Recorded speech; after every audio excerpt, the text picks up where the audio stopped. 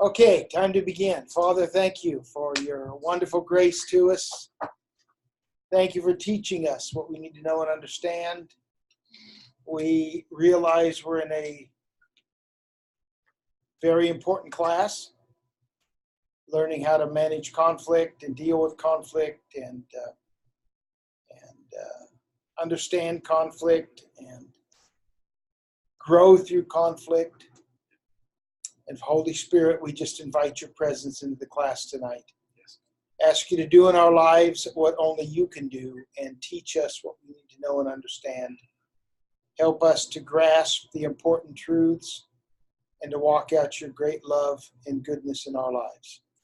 Bless this time with your presence, and we thank you for it in Jesus' name. Amen. Yes. Okay, so, pardon me? I'm an orange pillar. You're an orange peeler? I thought you said you're an orange pillar. He's an orange peeler. This class has cursed me. I've faced more conflict this week than I think I have in my entire. Have you ever have your parents ever bought a new car? Yes. Just recently. And when they go, oh, did they? What'd they get? The same. Oh, okay. What? But here's my point. Here's my point. Have you ever noticed that when you buy a new car, you see that same car all over? Yeah. You never saw it. You thought, Yeah. I thought I was the first one that got one of these. And now at every corner, you see your car. Yep. It's the same way with conflict. They were there, but now you're recognizing. Oh my word. I was like, I where's punched I two used to people carry last that week. journal in my pocket at this point. Oh, okay. You know? I punched two people last week. So yeah, I mean, they're all around. You're going to face conflict with regularity, especially in ministry. Okay? And in marriage.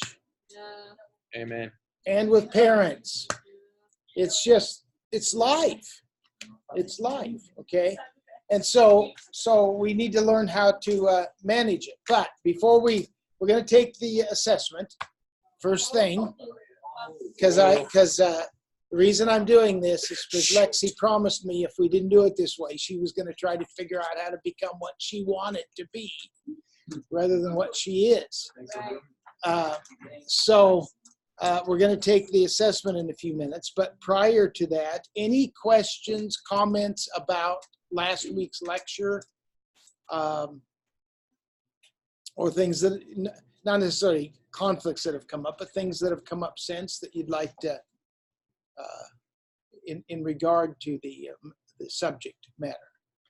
I have more of a statement. Okay. Is like in certain conflicts, like I asked you, like is it like internal conflicts or like with people?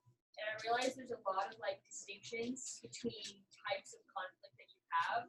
There's like ministry conflicts that you run into, and there's family conflicts, and there's personal, internal conflicts. And it's like I feel like it takes different managing styles for every specific area of conflict you're experiencing.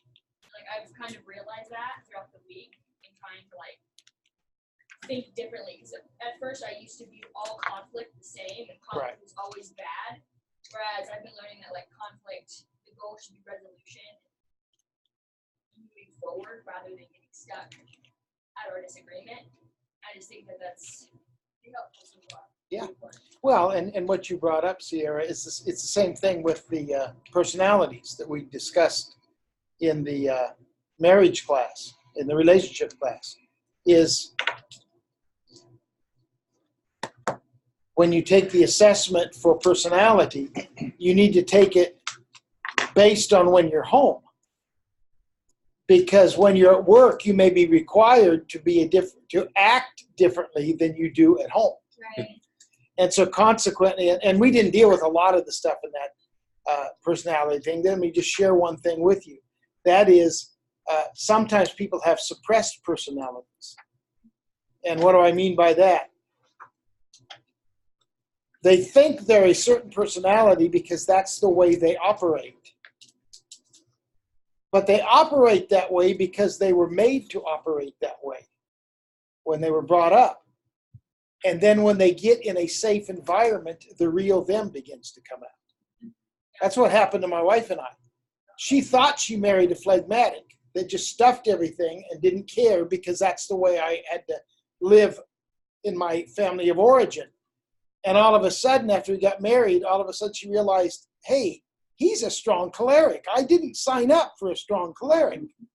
And what we realized that ourselves, is I had suppressed who I really was. But when I got in a safe environment, I began to evolve into who I really was and my personality. Same thing is true when it comes to conflict.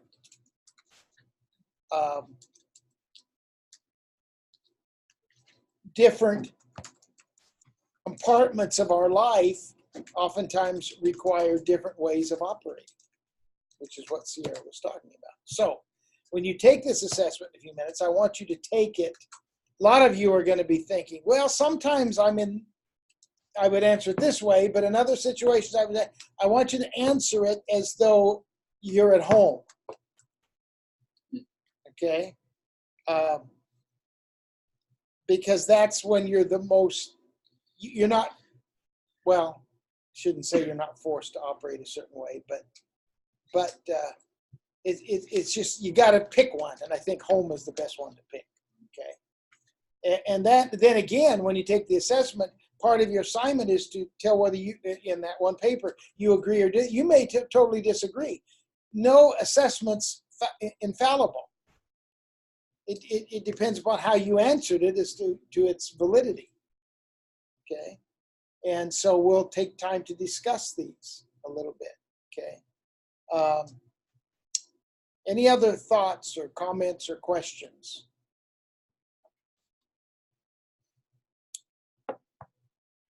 I can guarantee you this, if you don't have any conflicts, you're just letting people run over you.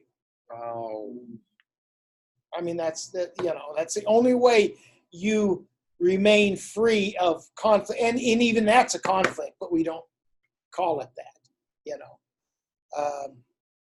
It's like this is a couple of years ago when we were going to Bible school, and they were different.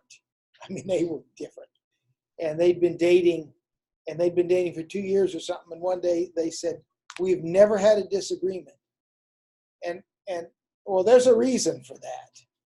One person's calling all the shots. And so anyway, any other questions, comments? Okay, what we're going to do, I'll pass this out. It says, consider situations in which you find your wishes differing from those of another person. How do you usually respond to such situations? On the following pages are several pairs of statements describing possible behavioral responses. For each pair, please circle the A or B statement, which is most characteristic of your own behavior. In many cases, neither the A nor the B statement may be very typical of your behavior, but please select the response which you would be more likely to use. Okay. In other words, some of you might think, well, neither one. Well, but which would you more likely flow to? And so you're going to do all your, there's quite a few of them here. There's how many? There's 30 of them. You'll do just an A, or you can't do both, A or B for each one. And then you take the sheet here, the scoring sheet. Well, first let's just do this part. Then I'll talk about the scoring sheet. So go ahead and pass these around. I think there's just enough.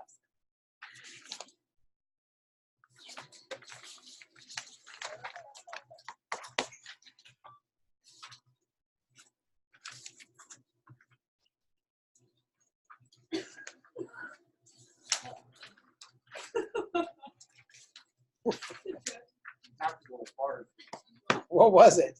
It's happy. Did we have enough? Yes. Okay, go ahead and take it. So we just start from number 6. Extension complicated. We're going to go over now, since you've taken the assessment, we're going to go over the methods of conflict management. And you want to take notes here.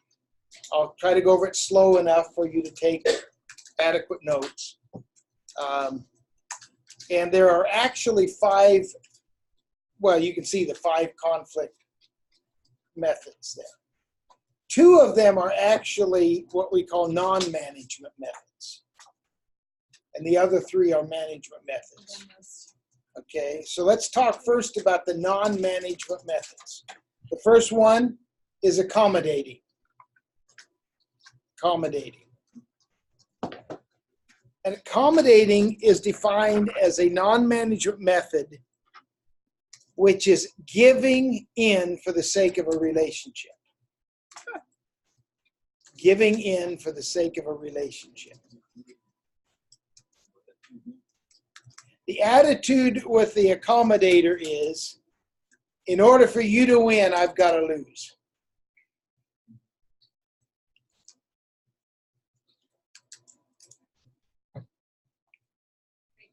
And there's little or no interest satisfaction for the accommodator. The accommodator seldom gets their interests taken care of. But there are some times when everybody should accommodate. We don't want it to be our main method, but there are times when accommodation works and is good. And here's some reasons when a person might accommodate. With regard to timing, when do we use this style? It serves us well, number one, when we need to build credit for the future. As an example, let's say I'm a pastor and I realize that there's an issue going on and there's a conflict I've got with a person or a group of people in the church. And I could push my way, but I know that a bigger thing's coming down the pike. And so if I'm always pushing my way, when that bigger thing comes, I'm going to have a real fight on my hands. Yeah. So I might accommodate on the smaller one because really it doesn't matter to me, knowing that I'm building some credit for the future. Does that make sense? Yeah. Now, all of these that I'm talking about here could be also considered manipulation. We never want to manipulate, but we do want to use some wisdom. And by realizing that I can give here because I need this one over here in order for us to move forward, I'm going to accommodate and I'm going to give in, okay, in this situation. So that's one time you might want to accommodate when you're wanting to build credit for the future. A second time you might want to accommodate is when you desire some harmony. Sometimes we're just tired of the struggle and we just want some harmony, some peace. A third time you might accommodate is when we're willing to let others learn by their mistakes. We know what's ahead if they do this. But have you figured out yet that sometimes you don't learn until you fail? Yeah. There are sometimes I know a particular, and I'm just using this as an example. I know because I know personalities and I know the people and I've heard from the Lord. I know that a certain marriage relationship is not going to work. But they're going to listen to me. You know, there's an old song, when a man loves a woman, he doesn't hear nothing else, right? And you know that, you're wasting your time. You try to tell, you try to help them, but you're knowing that they're going to do it anyway. So I'm going to accommodate in the situation because I want to keep a relationship so that when they need me, we haven't burned a bridge. Does that make sense? And the fourth time you might accommodate is a very important one, when you might be wrong. I think it's Joyce Meyer that says, I think I'm right, but I could be wrong. And you might accommodate in a situation because you're 70% content that you're right, but you could be wrong in this one. So I'm just going to accommodate and we'll let happen what happens. And in that sense, you ought hope you're wrong. I really hope I'm wrong because I want to see everything. So those are some times you might use this non-management method called accommodating. The problem with it is if accommodating is your main method, you're getting no interest satisfaction. Okay? You're just giving in to keep the peace. Or you're giving in because you have to. Okay? The second non-management method, what do you think it is? Avoiding. Oh, I have a question. What if we're both accommodating and avoiding? Run. What do I do? Well, we'll talk about that. We'll Scrap talk and about Isaiah. that. Avoiding is another non-management method that's defined. Here's how you define avoiding. Taking oneself out of the situation, out of the conflict situation. You're just trying to take yourself out of it. And why would it, but when would it be wise to avoid? There are times when it is wise to avoid. Number one, we avoid when we have no power. If you don't have any power in the situation, do yourself a favor and avoid it.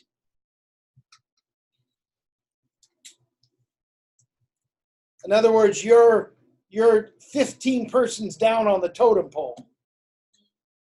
And you know that what you say isn't going to matter anyway. Leave it alone. Don't deal with it. Some people just, they go where angels fear to tread. Tread. Where angels fear to tread. And they get in trouble. They have no power. They should just let it go. Okay? So it's good to avoid when you have no power. Number two, it's good to avoid when you need to count to 10 to cool off.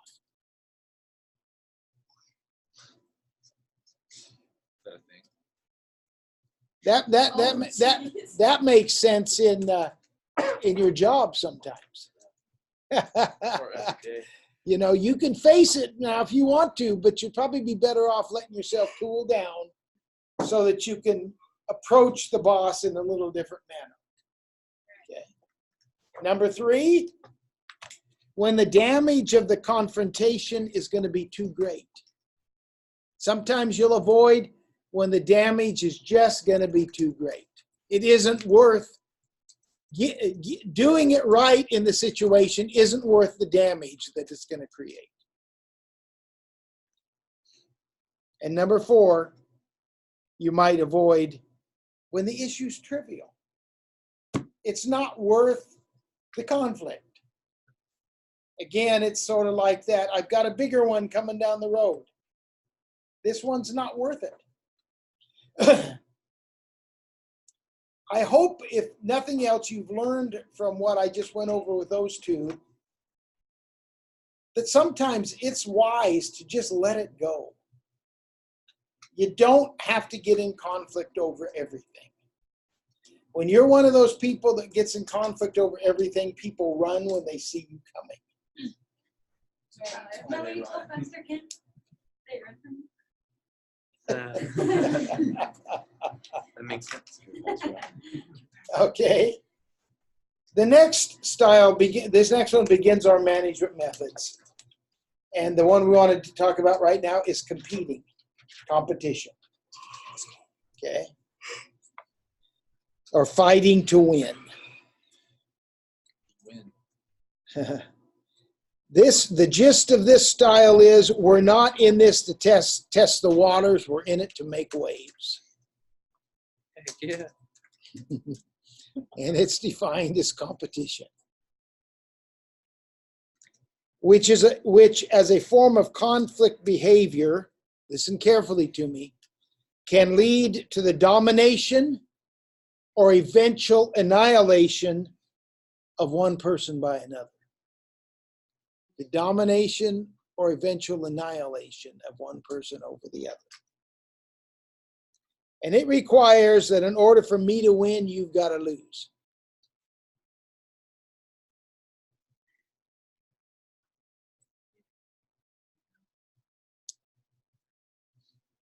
I could go into why people think this way, but I don't have time to do that.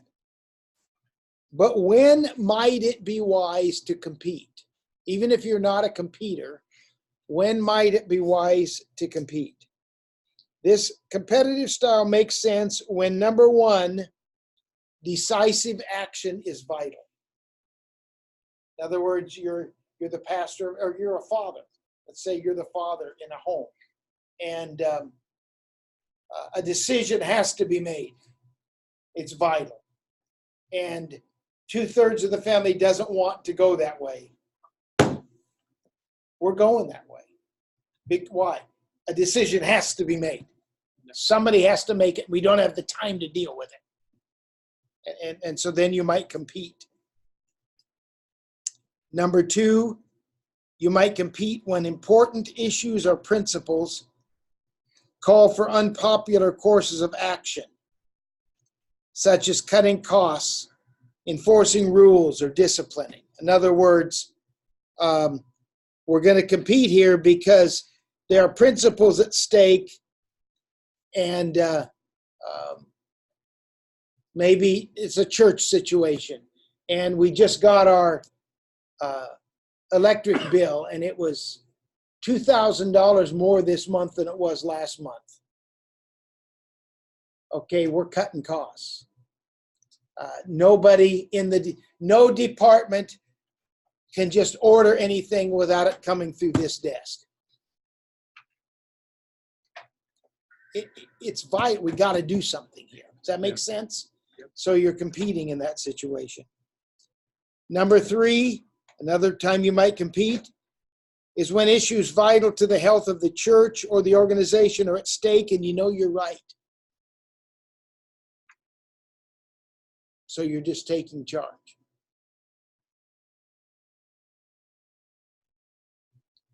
Or number four, you might compete when you must protect yourself against those who would take advantage of you. Have you learned yet that some people will just take advantage of you if you let them? And so there comes a point where you have to say, that's not happening again. By the way, there's a good book on that would help you if you've not read it yet, called Boundaries. Everybody needs to read that book called How many of you ever read Boundaries? Oh, my. I started it, which I should. Yes, you should. Oh, there's so many books. Boundaries is an excellent book. A lot of people don't even understand what boundaries are. I've learned. Yeah. And they step over your boundary. And they will step over your boundaries as long as you'll let them. But when you understand that you have a right to your own boundaries and you set your boundaries, you do not let people invade your boundaries. Okay. But so you might compete when people, those who are against you, would take advantage. The next management style is compromising. Compromising. Compromising may be defined as meeting others halfway. Meeting others halfway. This is a way of sharing between conflicted parties. And implied in compromising is a degree of giving in, which under more favorable circumstances would be unacceptable. A degree of giving in, which under more favorable circumstances would be unacceptable. And this model requires that in order for each of us to win something, each disputant must also lose something. We're both going to win something, but in order to do so, we both have to lose something.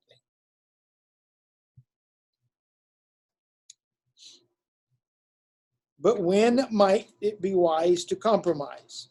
It makes sense when, number one, Goals are of moderate importance, but not worth the potential disruption of confrontive methods. The goals are a little bit important, but they're not worth what's going to happen by dealing with the confrontation.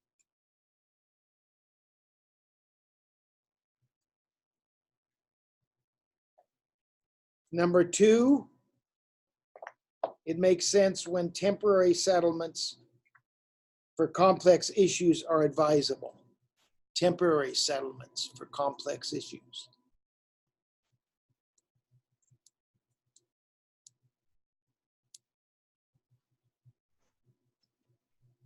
It should be used, number three, when time pressures demand expedient solutions. When time pressures demand expedient solutions.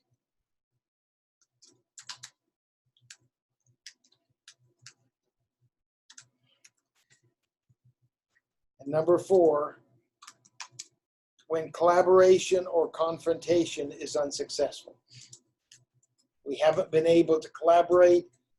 We haven't been able to come to a conclusion, so let's do some compromising. I'll give this up if you'll give that up, so that we can both lose something and we can both win something. And then the fifth style is collaboration. Collaboration is the ideal management style. If we all were good collaborators, we'd have less problems in the world. It is the ideal management style. Another term for collaboration would be problem solving. And collaboration is a form of dispute resolution, listen carefully, that emphasizes interest satisfaction over issues resolution. It emphasizes interest satisfaction over issues resolution. In other words, remember the illustration I gave last week about both people at a church securing the same room. The interest satisfaction, the way I described it, interest satisfaction rose higher than issue solution. Okay. Philosophically and practically, collaboration encompasses the belief that the interests of one party will not be satisfied unless the interest of the other party is also satisfied. We have not come to a right solution unless your interests and my interests have been satisfied. Okay. Another way of saying it is every proposal for a solution addresses the interest satisfaction of both people.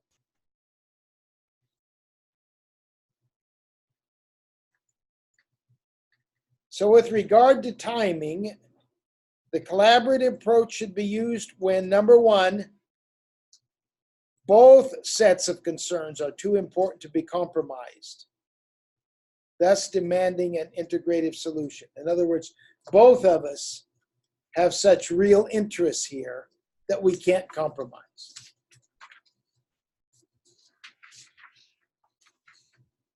Number two, when learning is the objective. We're trying to teach people something. We're trying to learn something.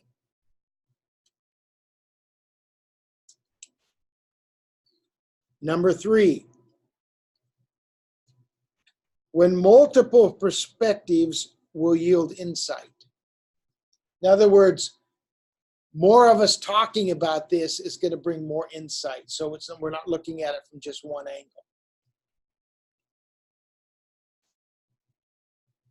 Number four, when incorporating the concerns of all parties will up the commitment level. People will be more committed to the process because they're getting to be involved in the solution. Don't we want people to buy in?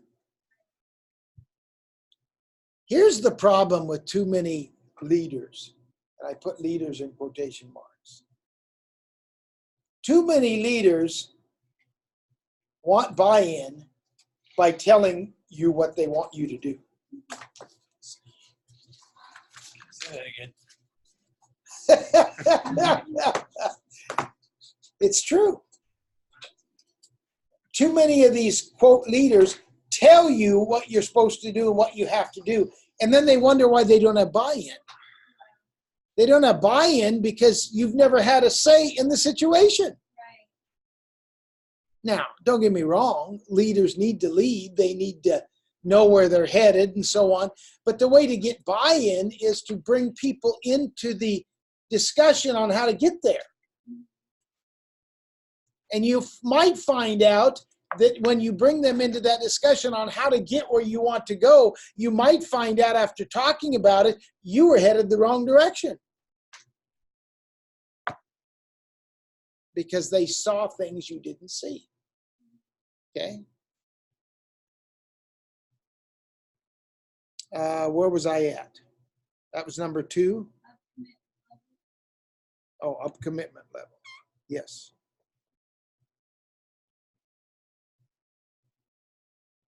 I'm looking. And number 5,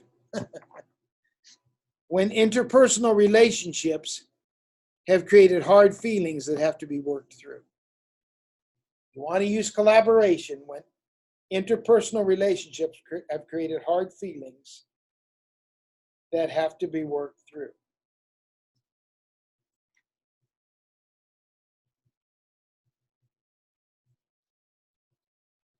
Okay. After talking about that, what are some of your questions? You don't even have to tell me what your management styles are. You can if you want to. You can ask questions if you want to. Yes. What management styles are you? What are you? You know? Yeah. Oh, yeah, I know. It's different than it used to be. Yeah. I'm more of a collaborator now, much more of a collaborator. I accommodate some. I used to avoid all the time. I used to be a classic avoider. Okay, but I'm more into collaboration and accommodation, compromising, trying to find a solution that's going to work for the majority of the people. How did you? But that isn't how I started. How did you switch into that? By learning, by going to these classes, by understanding that if I'm ever going to get to where I need to go, I've got to put some boundaries in place. I have to make some changes to my life. By understanding, just like we talked about, understanding that conflict is growth and that I wasn't growing by avoiding. It was just that the scripture, my people are destroyed for a lack of knowledge. But then once you get the knowledge, you have to make the commitment to do some changing. Okay? So the point I'm making is, oftentimes our management style, listen carefully to what I'm going to say now. Oftentimes our management style, more times than not our management style, our predominant management style, is due to the way we had to operate in our family of origin. Okay? For one reason or the other.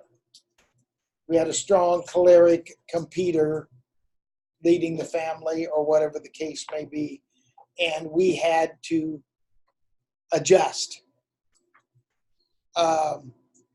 And so what tends to happen is that's how we tend to then deal with conflicts outside of the family. Why? It's the only way we've known to survive. Okay? But as we get outside the family and we get in a safe place and we begin to learn these things, we begin to realize that is really unhealthy. I mean, if it was, I'm saying. That is really unhealthy. And so if I'm going to become a healthy person, I'm going to have to change the way I deal with conflict.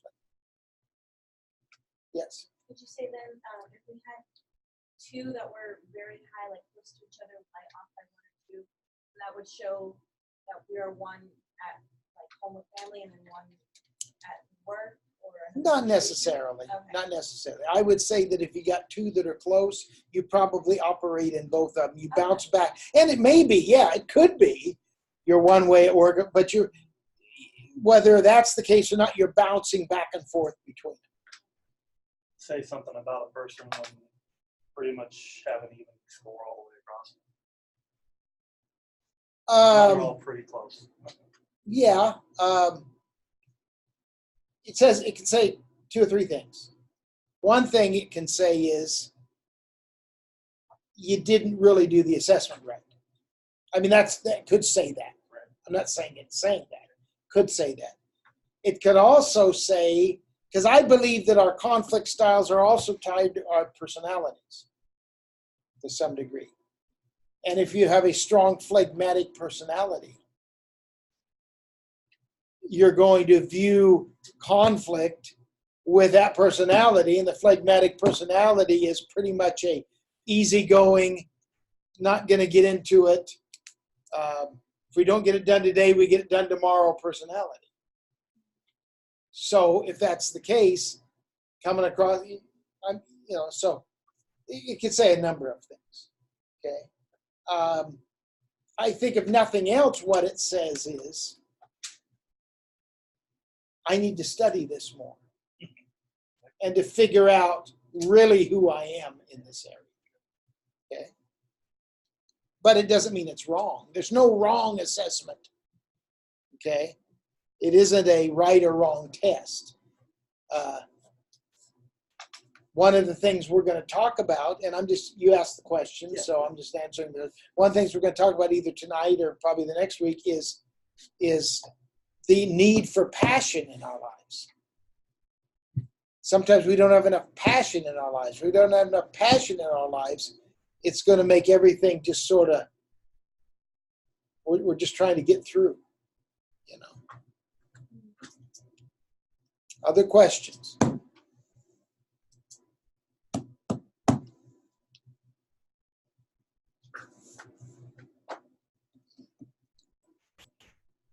Another thing you'll find, I just say this for your benefit as new interns, so to speak. We have a tendency to want to please and to not make waves and to not look as though we're not honoring and respecting and submitting. And so if we're not careful, and there's nothing wrong with that.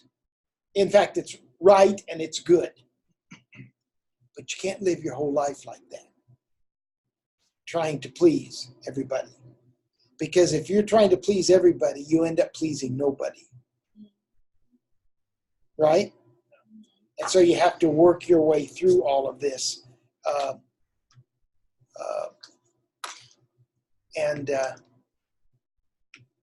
I could give you a lot of intern stories through my years. Okay. So, any other questions? I disagree with the origin thing you said. The what? The origin thing, conflict, personality. Okay. If you would have caught me years ago, this would be all avoiding.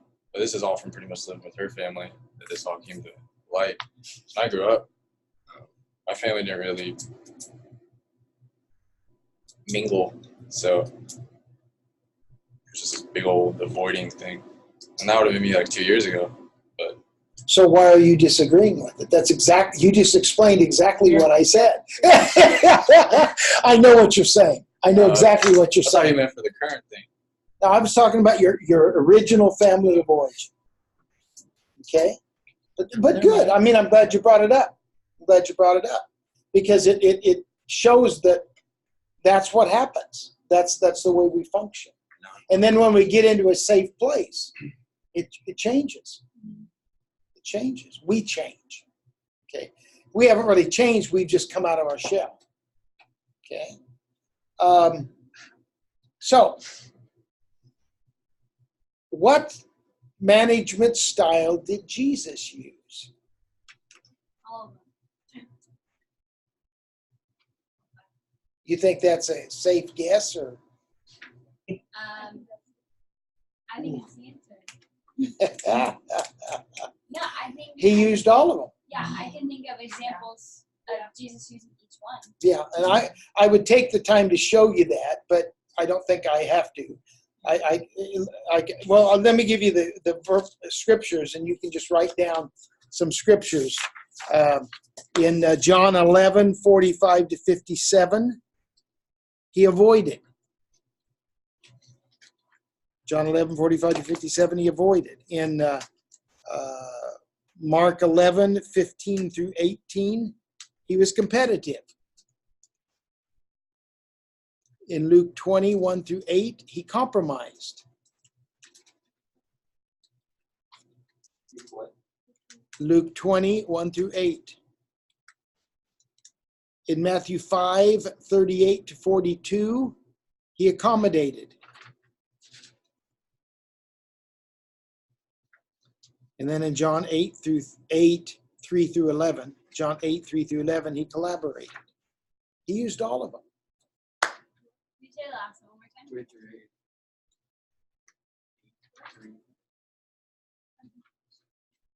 John 8:3-11.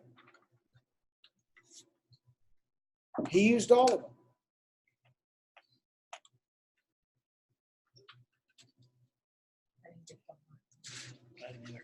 What is it? Mark 5. Feeding.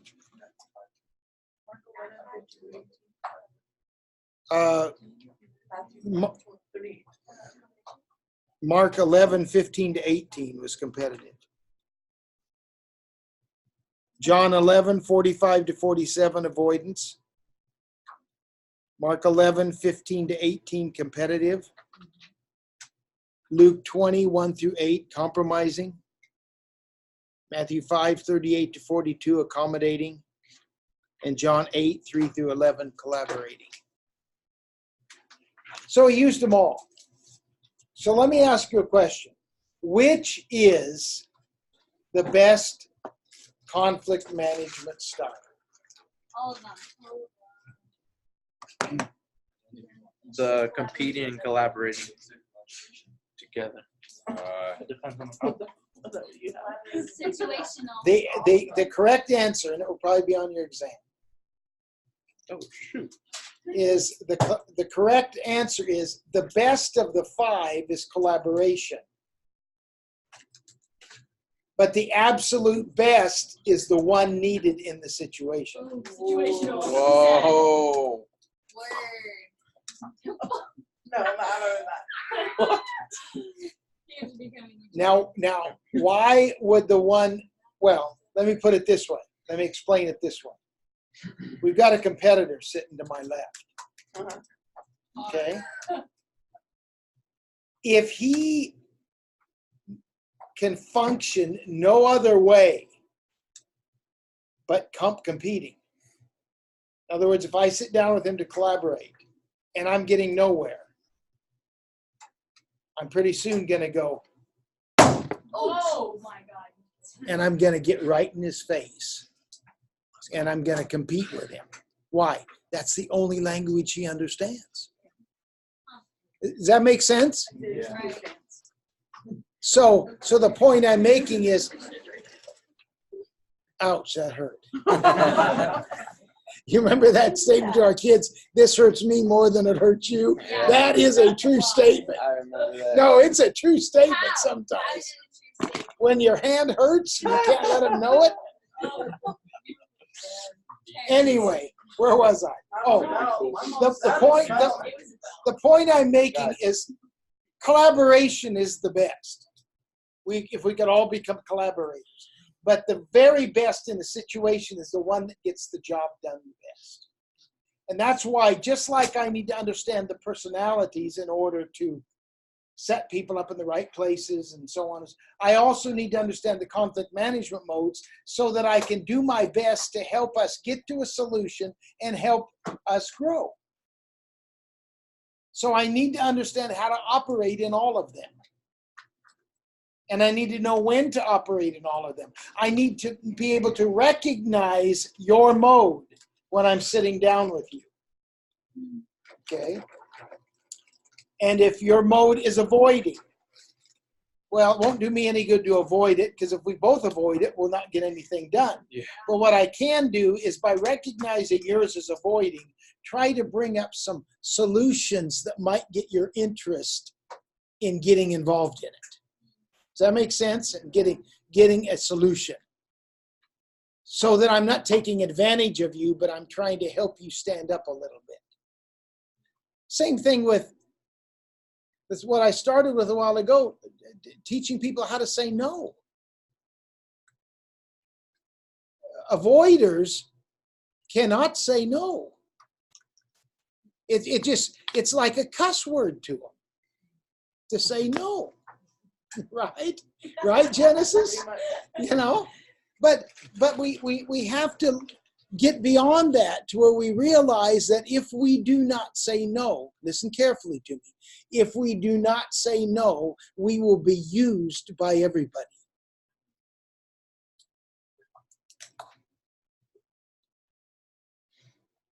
And so we have to learn that God did not make us to be used by everybody. And so we have to get to where we can say no. And now,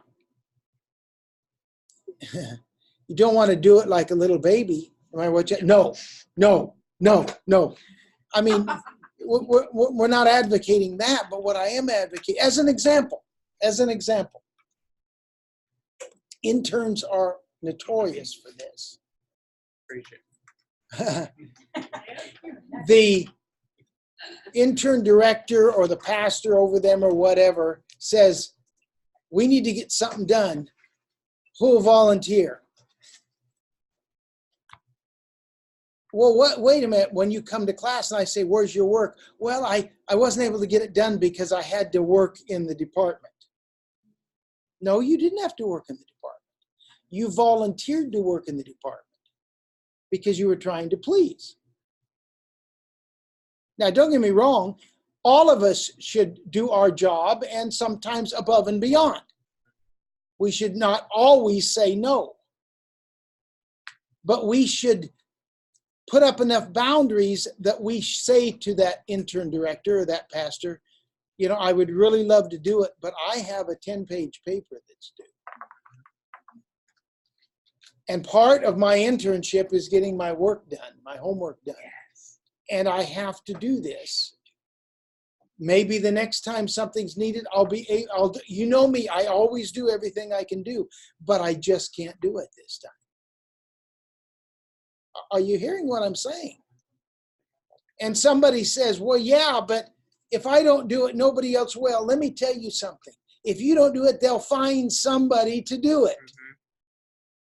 Now, I'm not talking about getting out of your responsibilities. I'm talking about not taking on more than you're required to take on or that you should take on. That's all I'm saying. Is this making sense? And that's part of learning healthy boundaries. Yeah. Okay. And so, but the avoider cannot say no.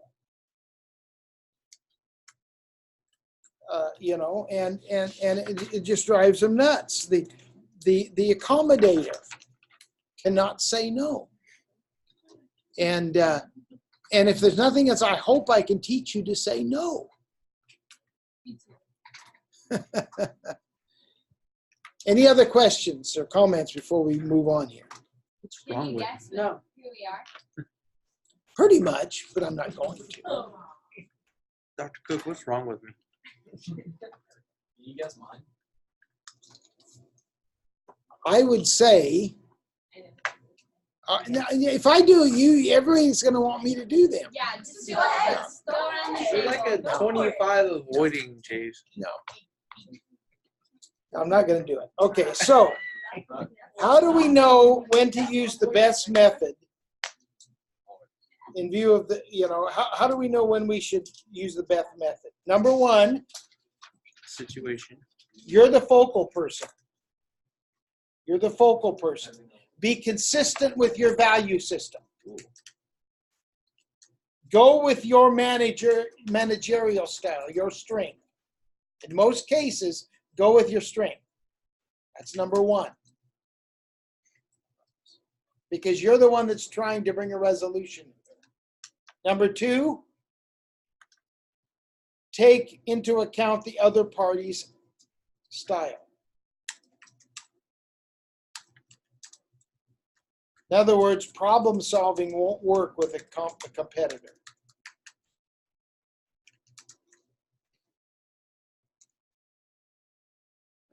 Number three, with regard to the overall situation, see the criteria that I talked about on timing or when to use a given method.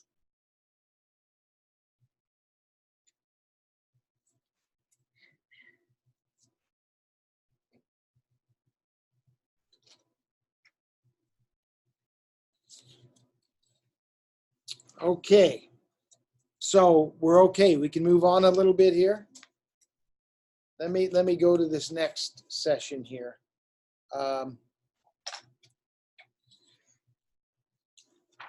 Which one do I want to do? I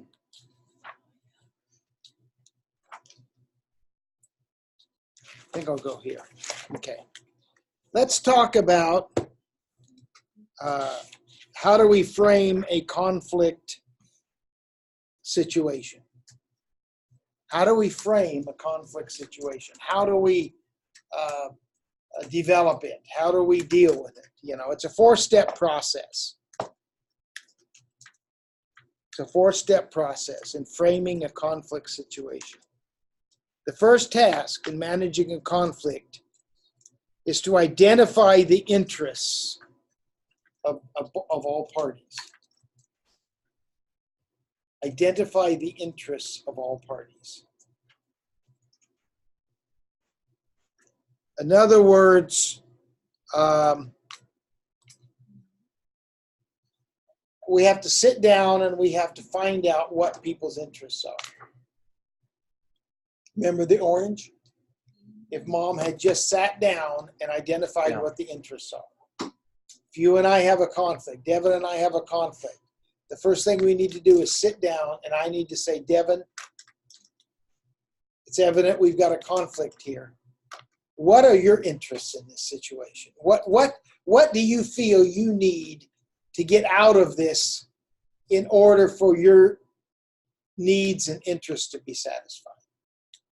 And then Devin needs to be honest and open and tell me, I need this, this, and this. And I say, okay, I hear you. Here's what I need. So what have we done? We've put our interests out on the table.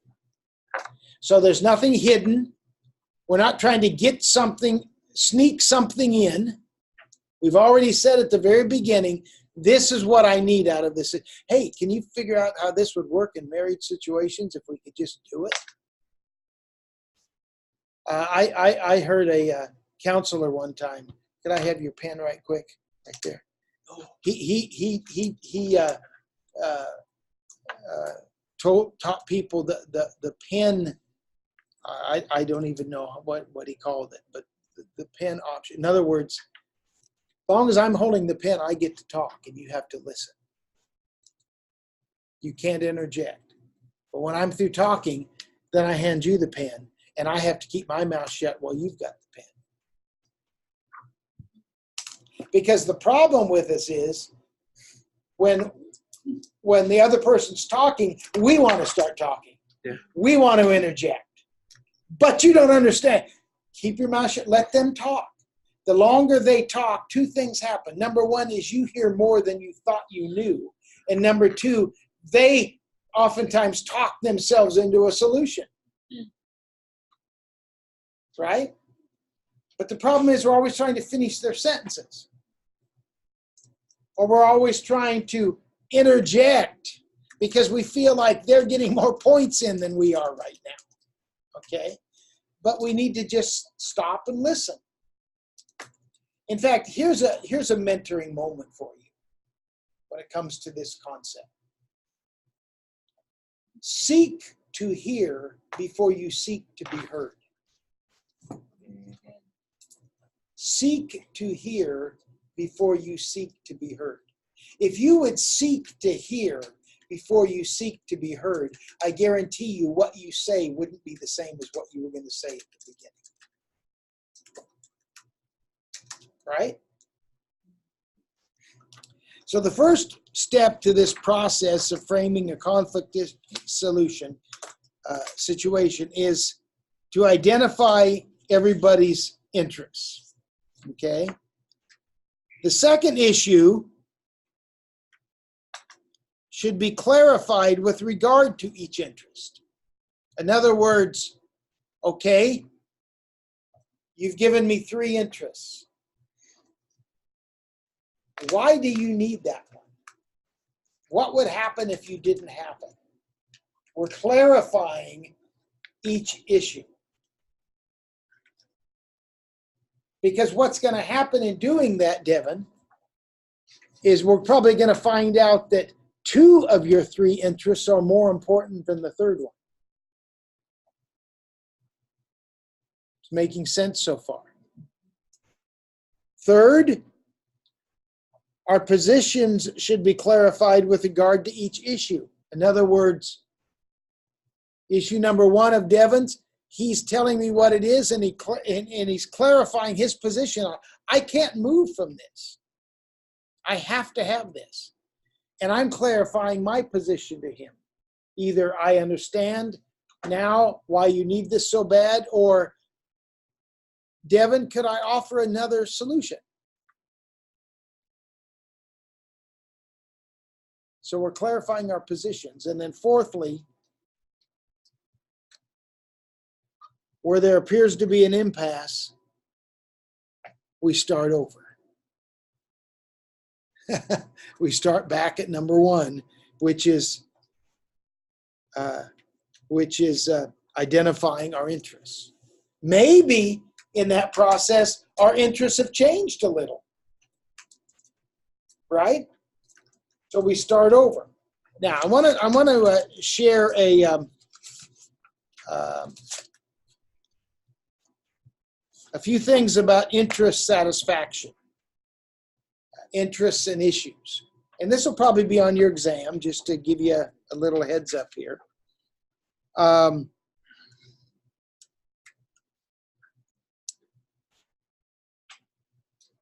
not going to define interests or issues. I think we already pretty well understand what interests and issues and positions are. But let me talk about the characteristics of interests and issues. These are the characteristics of interests. They're rarely negotiable. They are rarely negotiable.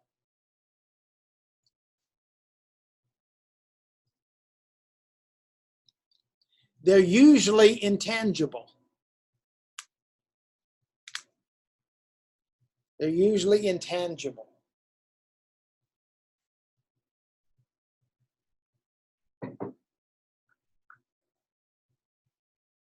They may be substituted by one or more other interests.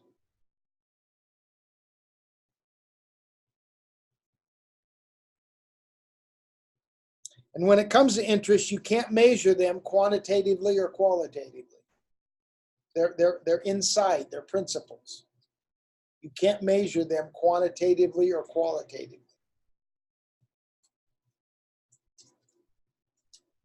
But now let me give you the characteristics of issues in contrast to interests. Issues are usually negotiable.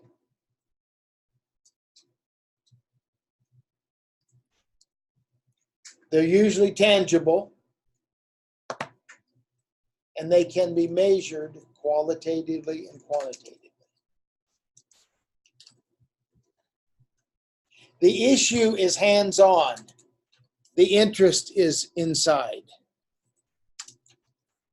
The interest is, the issue is whatness. The interest is who-ness.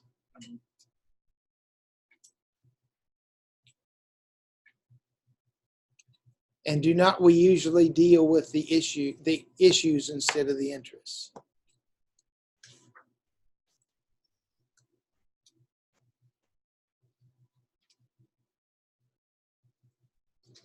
Okay. What time's it getting to be?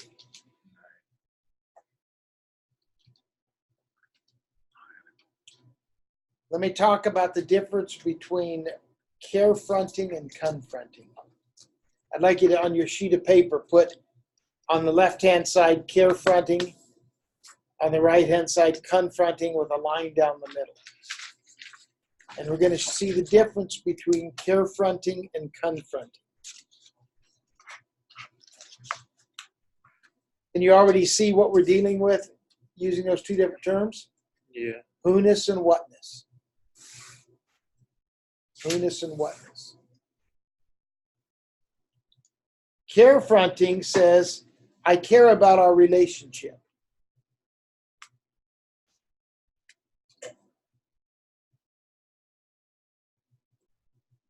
Confronting says, I feel deeply about the issue at stake.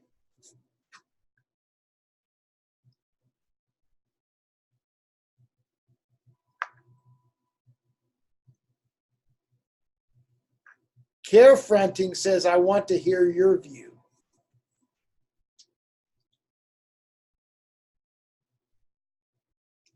Confronting says, I want to give you my view of our differences.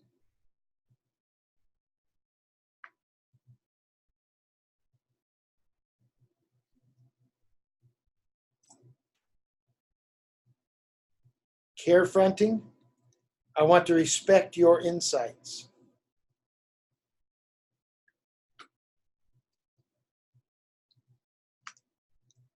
Confronting, I want respect for my insights.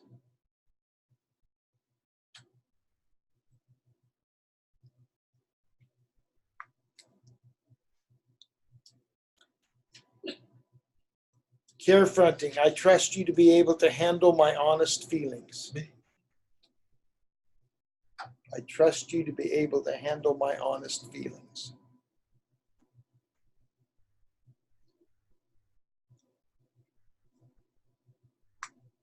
But confronting says, I want you to trust me.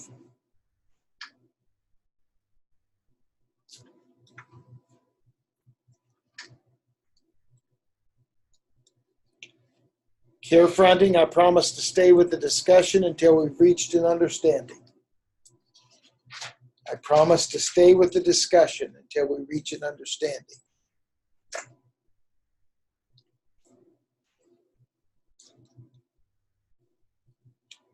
Confronting, I want to keep working until we've reached a new understanding.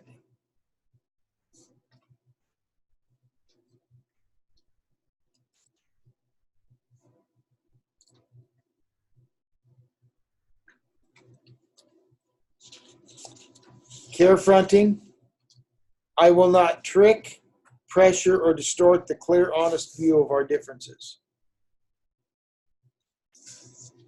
I will not trick, pressure, or distort the clear, honest view of our differences.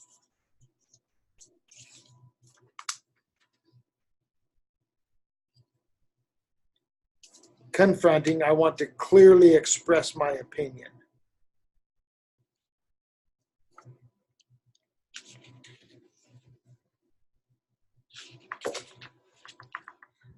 Carefronting, I give you my caring respect.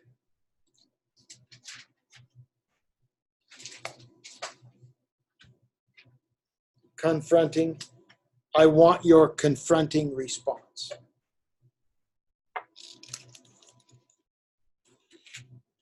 And you see the huge difference. Wouldn't you rather have carefronters on your side than confronters? Questions?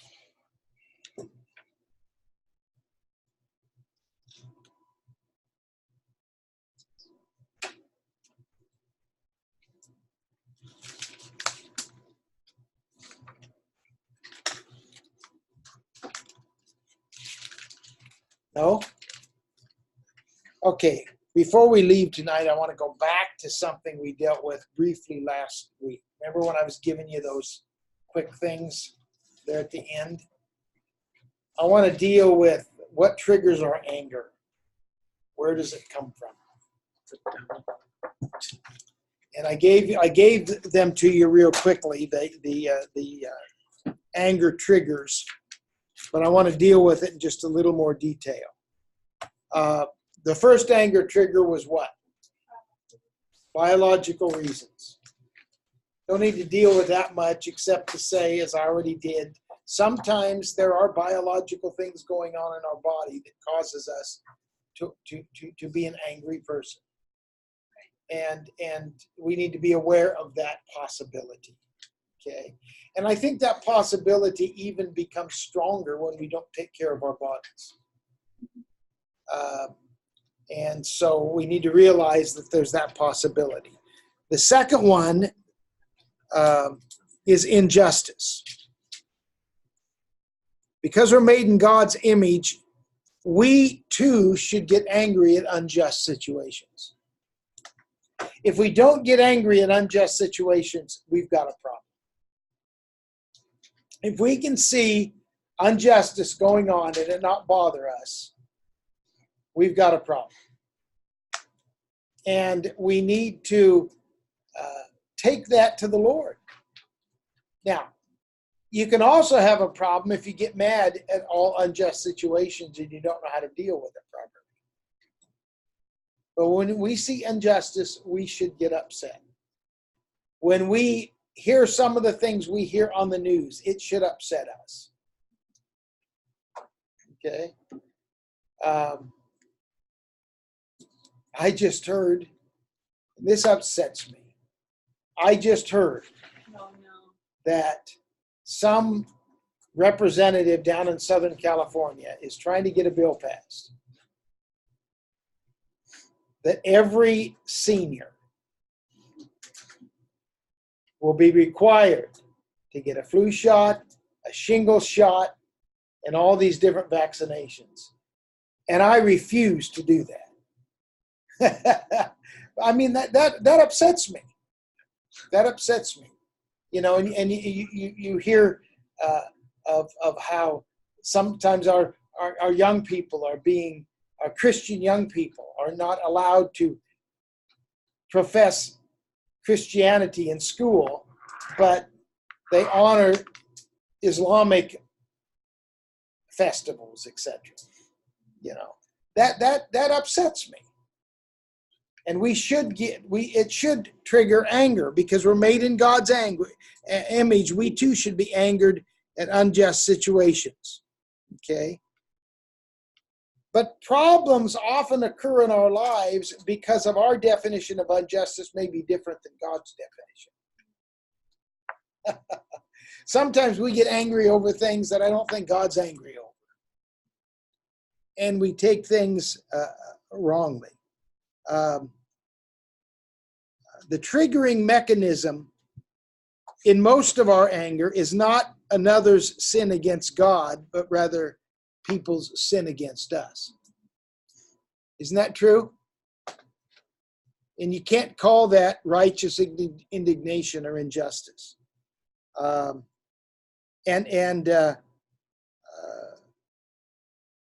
So we just need to understand that we should get angry at injustice, but just because we think something is unjust does not necessarily make it unjust. We need to, as one missionary of years ago said, let my heart be broken with the things which break the heart of God. The third anger trigger is a perceived threat to our personal worth. Anger is often aroused when a person perceives that he or she is rejected, they're put down, ignored, humiliated, unjustly criticized, or otherwise threatened. And notice that our anger is based on our perceptions, not necessarily on reality. In other words, if we were to walk out into the sanctuary in a little while, and all of a sudden we notice that there's 3 or 4 people over here talking and they're laughing and they're looking over at me. I can perceive that they're talking about me. I can make a judgment call that they're laughing over something about me. That's my perception. It may not be true, but listen carefully to me when I tell you that what a person perceives to be true is true to them, whether it's true or not. Right? What a person perceives to be true is true to them, whether it's true or not. So, if we have a perceived threat to our personal worth, it causes us to get angry. And fear is the primary emotion that triggers anger. Anger is really the secondary emotion.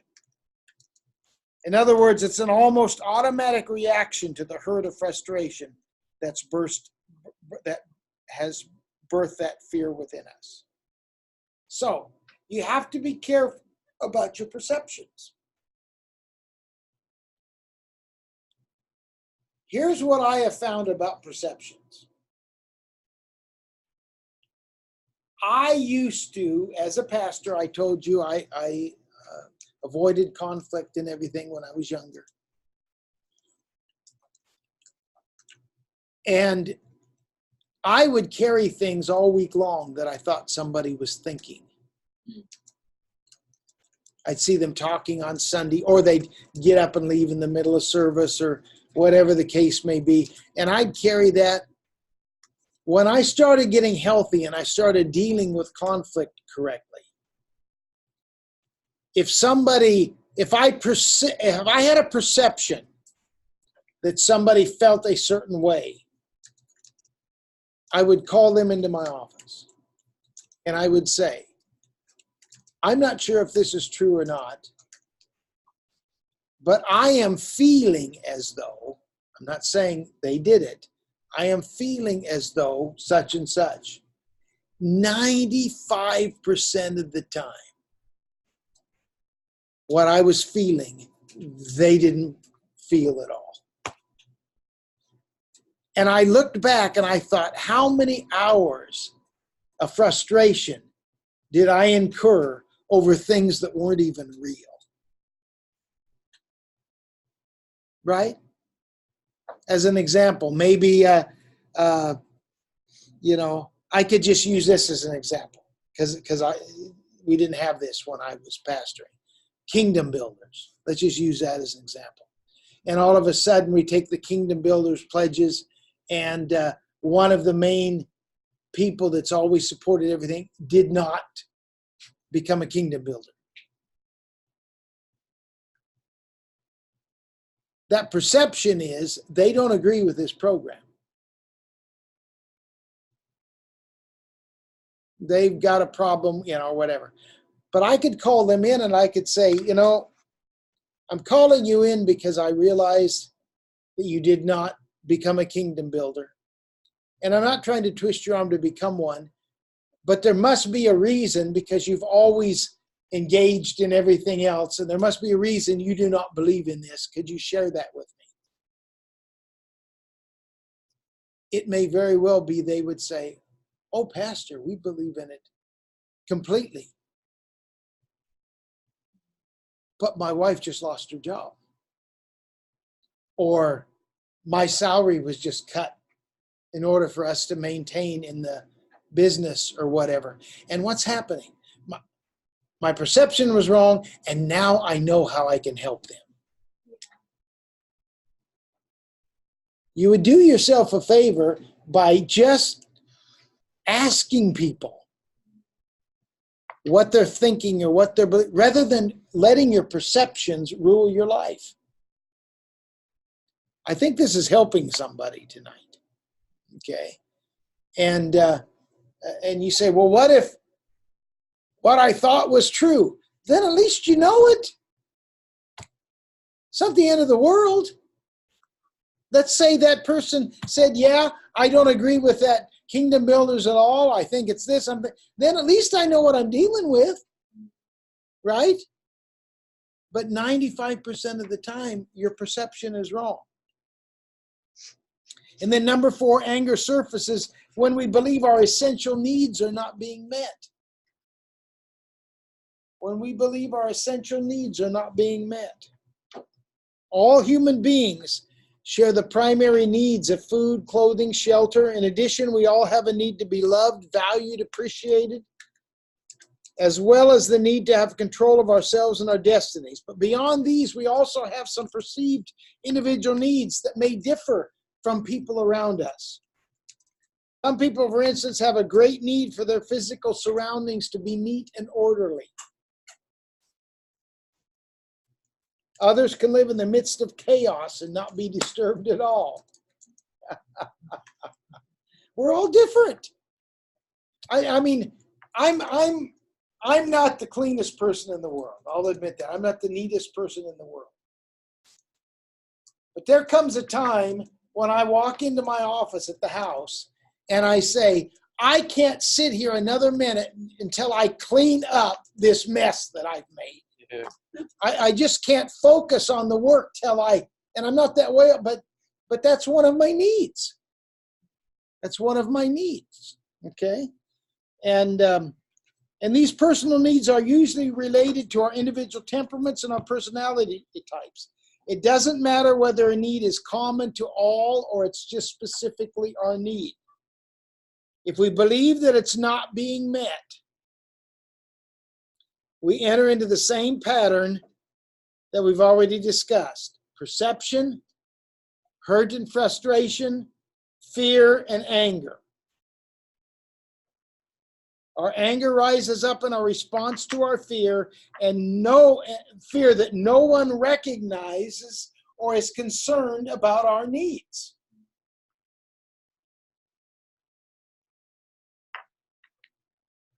And fifthly, the other trigger is a challenge to our strongly held convictions. Challenge to our strongly held convictions. Many of us were trained to think in black and white terms. And we hold so firmly to our beliefs that rigid dogmatism sets in. The more dogmatic we become, the more easily angered we are. And this is related to the fact that anger can be learned. From anthropological research studies, you find that people from different cultures get angry over different issues.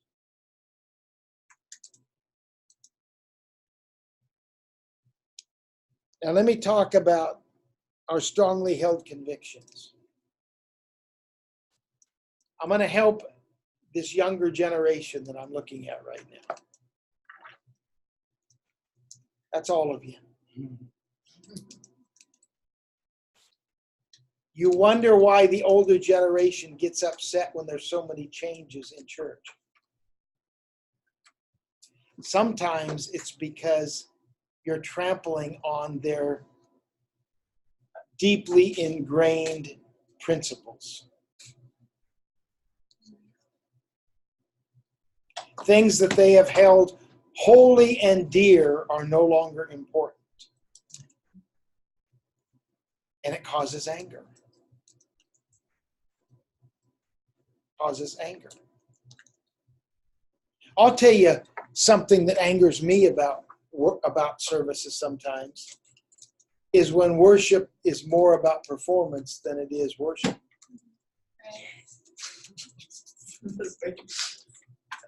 Sorry.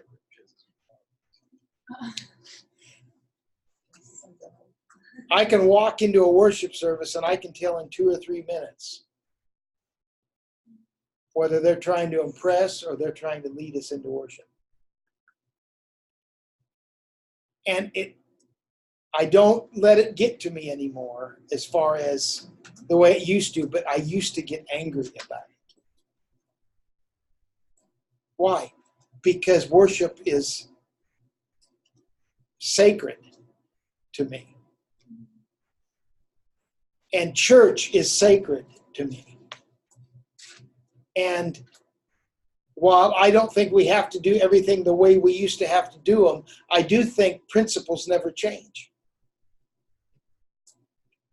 And so I'm not saying this to say that I get angry when I go to church all the time anymore. What I am saying is I had to learn to get over it and to not allow anger in my heart. But there's a lot of people out there that have not learned to get over it yet. And you think that they're just not wanting to cooperate. What it is some of the things that they've held as holy and dear and were taught all their life are sacred are no longer honored in the church. Why am I saying that to you? Give them a break. Because should Jesus tarry, one day you will be in the exact same place. And you have to process it. And you have to deal with it. And the deal with it is not to let it fester. The way to deal with it is to just give it over to God. Keep your eyes on Him. And also, at times, not on the people, but also at times, look at the people and realize that there are young people who are being ministered to. And sometimes you sit there and you think, I don't know how, but you are a God of miracles. If they can be ministered to with this, who am I to stand in the way? But you have to understand that the older generation, I don't know why I got on this, you have to understand the older generation, listen carefully to how I'm going to say this. I hope I say it right and not wrong.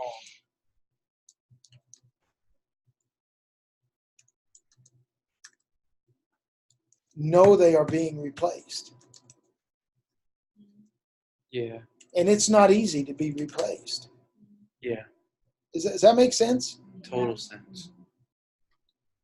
They sit there and they're thinking, this is what's going through their heads. They don't need me anymore. Yeah. And what even hurts more is when they don't want me anymore. That's even worse than they don't need me anymore. I just say that to say, be cognizant of that. Because I think you can help them process it when you can go up to some of the older people and let them know, if nothing else, I need you. Just going up to somebody, just tell them, I need you. Could I take you to lunch sometime? Yeah. So that you can just pour into my life. What would that say to that person? I have a place. I'm needed. And it will help them allow the change to take place because they still feel like they have a part. But when they don't feel like they have a part, you know what? I've talked a lot about the generations, and I've never said what I'm saying right now. But it's very true. If they feel like they still have a part and they're still needed, it will help them process it. And I think you are the key to helping them know that. I've never said that before, but I just really feel it to be true. Okay, any questions, comments? Is this helping you? Mm-hmm. Thoughts?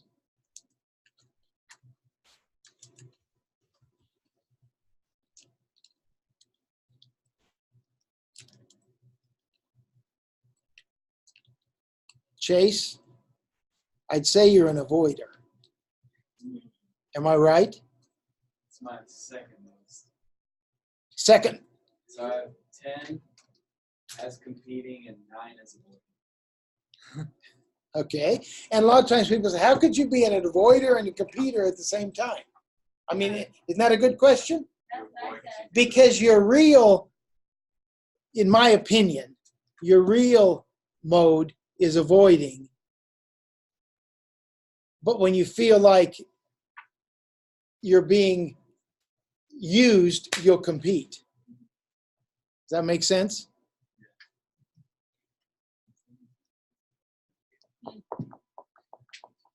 Questions, thoughts? dinner? When's dinner? Yeah, for real. What did mom make? Didn't you eat dinner before you came? Oh no. Millennials. Who eats dinner at 4? I ate dinner at 3. That's lunch. Probably because you were. Yeah, I have lunch at 3. Okay, gonna let you go. Hopefully it was helpful.